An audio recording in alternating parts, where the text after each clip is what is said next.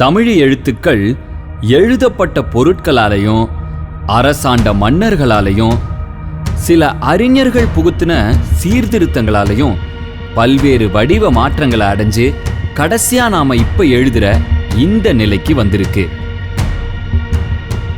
இந்த மாதிரி வெவ்வேறு காலகட்டங்கள்ல தமிழ் எழுத்துக்கள்ல பல்வேறு மாற்றங்கள் நடந்தது போலவே மொழியில எந்த மாதிரியான மாற்றங்கள் எல்லாம் ஏற்பட்டிருக்கு அப்படின்னு கண்டுபிடிக்கிறதுக்காக நடத்தப்பட்ட ஒரு ஆராய்ச்சி தமிழ் மொழியை பத்தி நாம இதுவரைக்கும் தெரிஞ்சிராத ஒரு ஆச்சரியமான உண்மையை வெளிப்படுத்தி இருக்கு.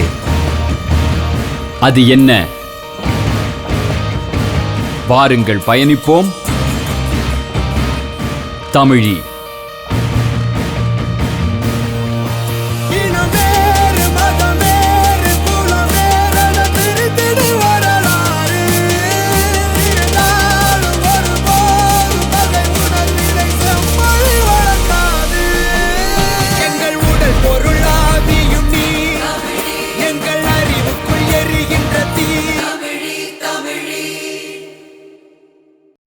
மதுரை அமெரிக்கன் கல்லூரியோட முன்னாள் கணிதவியல் பேராசிரியரான பாண்டியராஜன் அவர்கள் தமிழ் மொழிய ஸ்டாட்டிஸ்டிக்கல் அனாலிசிஸ் அப்படிங்கிற புள்ளியியல் பகுப்பாய்வு மூலமா ஆய்வு செஞ்சிருக்காரு. அதன்படி சங்க நூல்கள், சங்கம் மருவிய நூல்கள், காப்பியங்கள், இடைக்கால நூல்கள், பிற்கால கவிஞர்களோட கவிதைகள், நாவல்கள், சிறுகதைகள், தமிழ்நாடு பாட புத்தகங்கள், நாளிதழ்கள், கடிதங்கள், விளம்பரங்கள், தமிழ் அகராதி சொற்கள்னு பண்டைய காலம் முதல் சமீப காலம் வரை அனைத்து காலகட்டத்திலிருந்தும் கிட்டத்தட்ட 2,50,000 சொற்களை ஒன்று திரட்டி ஆய்வு செஞ்சிருக்காரு. இந்த மொத்தம் 2,50,000 சொற்களையும் கணினி மூலமாக நான் ஆய்ந்தேன். ஒரு மனித முயற்சியில் இது ஆய்வது மிக கடினம். கணினி மூலமாக ஆய்ந்து பல நோக்கங்களில் பல விதங்களிலே அதில் ஆய்வுகள் நடத்தியிருக்கிறேன். அதில் நான் முதல்ல எடுத்தது ஒலிகளை பற்றிய உயிர் ஒலிகள், மெய்யொலிகள். இந்த உயிர் ஒலிகளில் குறில், நெடில் என்று சொல்லலாம். சொல்லப்போனால் 12 உயிர் எழுத்துக்கள் இருக்கின்றன. அதில் 7 நெடில்கள் இருக்கின்றன, 5 குறில்கள் தான் இருக்கின்றன. வல்லினம், மெல்லினம், இடையினம் என்று 3 விதமாக மெய்யெழுத்துக்களை பிரிக்கிறார்கள். மெய்யெழுத்துக்கள் 18 தெரியும். அதில் 3×18 ஒவ்வொன்றும் 6 எழுத்துக்கள் இருக்கின்றன சமமாக. இதுவைகளில் பார்க்கும்போது தொல்காப்பியர் காலத்திலிருந்து இன்றைய காலம் வரை உயிர் எழுத்துக்களும் மெய்யெழுத்துக்களும் வரக்கூடிய அந்த சதவீதம் 44%, 56%. இதில் 1-2 கூட குறைய வரலாம் பயன்பாட்டை பொறுத்து. ஆனால் எடுக்கக்கூடிய மாதிரி சாம்பிள் மிகப்பெரிய அளவில் இருந்தால் இந்த எண்களை ஒட்டித்தான் வருகின்றது என்பது மிகவும் வியக்கத்தக்க செய்தி. தொல்காப்பியத்தில் பொருளதிகாரத்தில் இருக்கக்கூடிய உயிரெழுத்துக்கள், மெய்யெழுத்துக்கள் சதவீதம் 44-56 என்று சொன்னார்.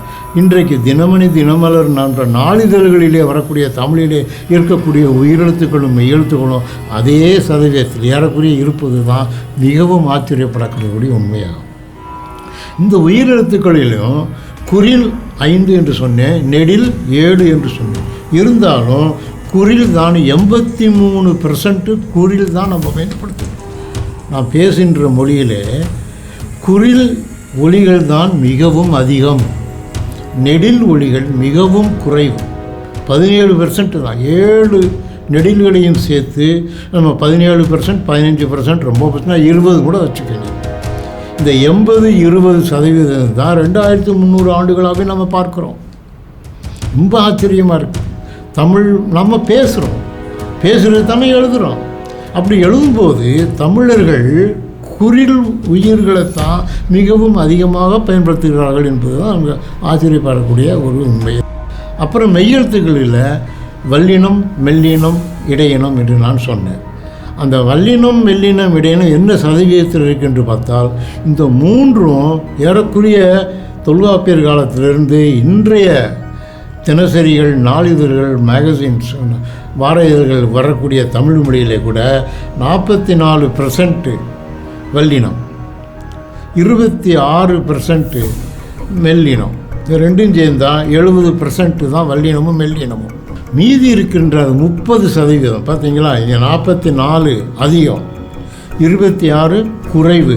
இது ரெண்டுக்கு நடுவில் வருது, இடையில ஒருவேளை அதனால தான் அதுக்கு இடையினம் என்று பேர் வைத்தானோ என்று தெரியவில்லை.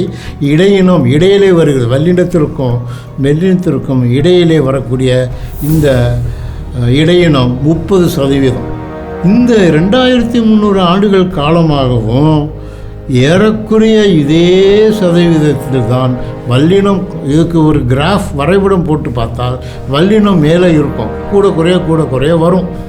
மெல்லினம் கீழே இருக்கும், கொஞ்சம் கூட குறைய வரும். இடையினம் நடுவில் ஸ்டெடியாக வருது. எங்கேயாவது ஒரு இடத்துல இடையினத்தை காட்டிலும் மெல்லினம் கூடவோ இல்லை வல்லினத்தை காட்டிலும் இடையினம் கூடவோ வருகிற மாதிரியே இல்லை. வல்லினம்தான் மிகவும் அதிகமாகவும் மெல்லினம்தான் மிகவும் குறைவாகும். இதற்கு இடையிலே தான் இந்த 2300 ஆண்டுகளாக இடையினம் பயன்படுத்தப்பட்டு கொண்டு இந்த தமிழ் மொழியினுடைய எழுத்துக்களின் பயன்பாடு, ஒலிகளின் பயன்பாடு, இந்த ஒலிகளைத்தான் நாம் எழுத்துக்களாக எழுதுகிறோம். இந்த தமிழ் மொழி ஒலிகளுடைய பயன்பாடு ஏறக்குறைய 2300 ஆண்டுகளுக்கு முன்பாகவே ஒரு நிலையான தன்மையை அடைந்து விட்டது. இதற்குரிய முக்கியமான காரணம் என்ன சொல்ல வேண்டுமென்றால், 2300 ஆண்டுகளுக்கு முன்பாகவே தமிழ் ஒரு செந்நிலையை அடைந்து விட்டது, ஒரு பெர்ஃபெக்ட் ஸ்டாண்டர்ட் அடைந்து விட்டது.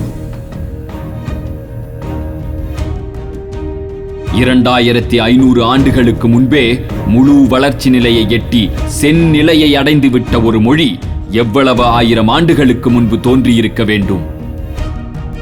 இதுவரைக்கும் தமிழகத்தில் நடந்திருக்கிற சில அகழ்வாராய்ச்சி முடிவுகள் மூலமாகவே தமிழ் மொழியோட தொன்மை இத்தனை 1000 ஆண்டுகள் பின்னோக்கி எடுத்துச் செல்லப்பட்டிருக்கு. அப்படின்னா சிந்து சமவெளி நாகரீகத்துக்கு இணையா தரவுகளை கொடுத்த ஆதிச்சநல்லூர் போன்ற எக்ஸ்கவேஷன் சைட்டுகளை விரிவாக ஆய்வு செஞ்சா தமிழ் நாகரீகத்தின் தொன்மை இன்னும் பின்னோக்கி எடுத்துச் செல்லப்படும் என்பது வரலாற்று ஆய்வாளர்களோட திடமான நம்பிக்கையா இருக்கு.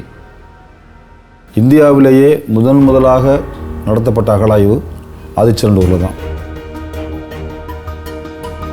அங்கே தாமிரம் உருக்குவதற்கான ஆலை இருந்திருக்கு, இரும்பு உருக்கியிருக்காங்க, தங்கத்தால் பொருட்கள் செஞ்சுருக்காங்க. ஆகவே அப்படிப்பட்ட தொழில்நுட்பத்தில் முன்னேறிய ஒரு நாகரிகம் அங்கே இருந்துச்சு அப்படிங்கிறது தான். 1899ஆம் ஆண்டு தாமிரபரணி நதிக்கரை நாகரிகமான ஆதிச்சநல்லூர்ல அலெக்சாண்டர் ரே அவர்கள் 7 ஆண்டுகள் தொடர்ந்து நடத்திய அகழாய்வு முடிவுகளில் கிட்டத்தட்ட 3500 ஆண்டுகள் பழமையான சான்றுகள் ஏராளமாக கிடைச்சதா தன்னுடைய 1915ஆம் ஆண்டு அறிக்கையில குறிப்பிடுறாரு. அதுக்கப்புறம் 100 ஆண்டுகள் கடந்தும் இன்னும் குறிப்பிட்டு சொல்லக்கூடிய அளவு பெரிய அகழ்வாராய்ச்சி எதுவுமே அங்க நடத்தப்படாம அந்த தொல்லியல் மேடு அப்படியே போடப்பட்டிருப்பது வரலாற்று ஆய்வாளர்களை பெரும் வருத்தத்துக்குள்ளாக்கி இருக்கு. ஆதிச்சநல்லூர் ஆய்வு இன்னும் ஒரு 50 ஆண்டுகள் நடத்தலாம். அவ்வளவு பெரிய தளம், 150 ஏக்கர். இவ்வளவு பெரிய பரப்புல 3500 ஆண்டுகள் பழமையான இடுகாடு கண்டுபிடிக்கப்பட்டிருக்கு. அப்படின்னா அதுக்கு பக்கத்துல எவ்வளவு பெரிய நாகரீகம் தலைச்சோங்கி இருந்திருக்கும் அப்படிங்கிறது வியப்பை ஏற்படுத்தக்கூடிய உண்மையா இருக்கு. தாமிரபரணி நதியினுடைய போக்கு திசை மாறினதுனால மக்கள் வாழிடம் அந்த பக்கமாகவும் இந்த இடுகாடு இந்த பக்கமாகவும் மாறி இருக்கலாம். ஆனால் வாழிடத்தை தேடுவதற்கான அகழாய்வு இன்றைக்கு வரைக்கும் அங்கே துவக்கப்படவே இல்லை. ஆதிச்சநல்லூரோடு சேர்ந்து கடம்பூர் அந்த பக்கத்தில் சாயர்புரம் இங்கெல்லாம் அகழ்வாய்வுக்கான தொல்லியல் மேடுகள் கண்டறியப்பட்டு பல ஆண்டுகள் ஆயிடுச்சு. ஆனால் அங்கெல்லாம் அகழ்வாய்வு துவக்கப்படக்கூட இல்லை இன்றைக்கும். ஸோ அதெல்லாம் எத்தனை நாளைக்கு அது அப்படியே இருக்கும் தொல்லியல் மேடு என்பதுக்கு எல்லாம் கேள்விக்குறி. புதிய கட்டடங்கள் கட்டிட்டாங்கன்னா அப்புறம் அங்கே நம்ம ஆய்வு செய்ய முடியாது. வைகை நதிக்கரை நாகரிகமான கீழடியில அரசு தொடர்ந்து அகழாய்வு நடத்தி வருவது போலவே தாமிரபரணி நதிக்கரை நாகரிகமான ஆதிச்சநல்லூர்லையும் அதன் சுற்றுப்புற வாழ்விடங்கள்லையும் அரசு விரிவான அகழ்வாய்வினை நடத்த வேண்டும் என்பது வரலாற்று அறிஞர்களோட பெரும் கோரிக்கையா இருக்கு. அதே போல அழிவின் விளிம்பில் இருக்கிற 3000 ஆண்டுகளுக்கும் மேல் பழமை கொண்ட தொல்தமிழர் பண்பாட்டு வழக்கமான பெருங்கற்படை சின்னங்கள் மீதும் அரசு கவனத்தை செலுத்த வேண்டும் என்பது வரலாற்று ஆர்வலர்களோட மிகப்பெரிய வேண்டுகோளா இருக்கு. கற்பனை வட்டம் அப்படின்றது என்ன பார்த்தீங்கன்னா, நம்ம மூதாதையர்கள் நம்மளுடைய இறந்தவங்களை, தனக்கு வழிகாட்டினவங்களை, தமிழ் முன்னோர்களை இறந்த பிறகு அவங்கள ஒரு பொக்கிஷமாக நினச்சிருக்காங்க. அப்படியாப்பட்ட மக்களை இப்போ இறந்தவங்களை புதைக்கிறதுக்காக ஏற்படுத்தப்பட்டது தான் இந்த கற்படை வட்டம், கற்பதுக்கு இது எல்லாமே. இதில் பார்த்தீங்கன்னா அவங்க புதைச்சி உள்ள ஆழ்த்த பலனோடி புதைச்சி அவங்களோட பயன்படுத்த பொருள்லாம் சேர்த்து பானையில் வச்சு புதைச்சி அதை சுற்றி பெரிய கற்படை அமைச்சு அதுக்கு மேலே கற்பதுக்கை பாவடியெல்லாம் கற்பதுக்கு அமைச்சு பாதுகாக்கிறாங்க. இதோட செய்திகள் பார்த்தீங்கன்னா அந்த கற்படை வட்டங்கள், கற்பதுகள செய்திகள் சங்க காலத்தில் நிறைய பாடல்கள் குறிப்பிடப்படுது. அம்புடை விழுந்தோர் பதுக்கை, வில்லிடை விழுந்தோர் பதுக்கைன்னு சொல்லிட்டு பல பாடல்கள் வருது. அருகில் இருக்கக்கூடிய சாஸ்திரம்பாக்கன்ற பகுதியில் இந்த மாதிரி கற்படை வட்டங்கள் வெகுவாக பறி கிடக்குது. நான் 2010 இந்த இடத்துல வந்து பார்த்துருக்கேன். இப்போ கூட கூடுதலாக இருந்ததை விட இப்போ குறைஞ்சிருக்கு. ஏன் குறைஞ்சிருக்குன்னா இங்கே பக்கத்தில் ரியல் எஸ்டேட் போட்டு ஃப்ளாட் கட்டுறாங்க, அது மூலிமா விரிவாக்கம் பண்ணுறாங்க. மக்களுக்கு புரிதல் இல்லாமல் இந்த கற்பாறைகள் வந்து பெரிய பெரிய பாறைகள் வந்து சாதாரணமாக கிடைக்குது. அந்த பாறைகளை உடைச்சி அவங்களோட தேவைகள், அத்தியாவசிய தேவைகளுக்கு, வீடு தேவைகளை பயன்படுத்துகிறாங்க. அப்போ இதெல்லாம் புரியாத மக்கள் பண்ணுறாங்க. ஆனால் இது புரிஞ்சிருக்கிற அரசாங்கம் இது மீது அக்கறை கொண்டு பாறை கொண்டு தமிழக வரலாற்றை மீட்டெடுக்க வேண்டும். நமக்கு வந்து ரொம்ப முக்கியமாக செய்ய வேண்டிய விஷயங்கள் வந்து எதெல்லாம் பாசிபிள் சைட்ஸ் ஃபார் எக்ஸ்கவேஷனுங்கிறத கண்டுபிடிச்சிட்டு நிச்சயமாக அதுக்கான நிதி ஒதுக்கி அதுக்கான அகழ்வாராய்ச்சிகளை சீக்கிரமாக மேற்கொள்ளணும்.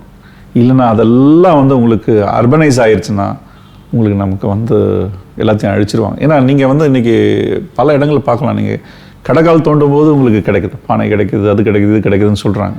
அரசு இதெல்லாத்தையும் எடுத்து ஒரு ஃபோக்கஸ்டாக அகழ்வாராய்ச்சிகளை மேற்கொண்டாங்கன்னா நம்மளுடைய தொன்மையை இன்னும் நல்லா எஸ்டாப்ளிஷ் பண்ணுறதுக்கு பயனுள்ளதாக இருக்கும்னு நான் நம்புகிறேன். நாம பேசிட்டு இருக்கிற இந்த மொழிக்கு பின்னணியிலையும் எழுதிட்டு இருக்கிற இந்த எழுத்துகளுக்கு பின்னணியிலையும் மீட்டெடுக்கப்பட்ட இத்தனை ஆயிரம் ஆண்டுகால வரலாற்று பதிவுகளும் இன்னும் மீட்கப்பட வேண்டிய எண்ணற்ற பண்பாட்டு தொடர்ச்சிகளும் இருக்கு. இவ்வளவு ஆதாரங்கள் இருந்தும் நம் மொழியும் பண்பாடும் தாக்குதலுக்கு உள்ளாகிறது என்றால் எழுத்துகளின் பயன்பாடே இல்லாமல் பேச்சு மொழியாக தொடர்ந்து பயன்படுத்தப்பட்டு வர நிறைய மொழிகள் பிறமொழி திணிப்பால அழியும் நிலையிலையும் அழிஞ்ச நிலையிலையும் இருக்கு. அந்த அனைத்து மொழிகளுமே காக்கப்பட வேண்டியது அவசியம்.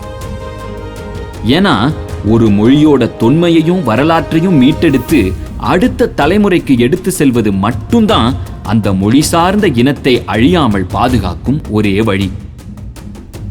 அந்த முயற்சியின் ஒரு சிறு பங்களிப்பாக திகழ்வதே இந்த தமிழி ஆவணப்படத் தொடரின் நோக்கம். இந்த சிறிய பயணம் இங்கு முடிவுற்றாலும் இன்னும் பயணிக்க வேண்டியவையும் பதிவு செய்யப்பட வேண்டியவையும் எண்ணிலடங்காதவை. தொடர்ந்து பயணிப்போம். விரைவில்.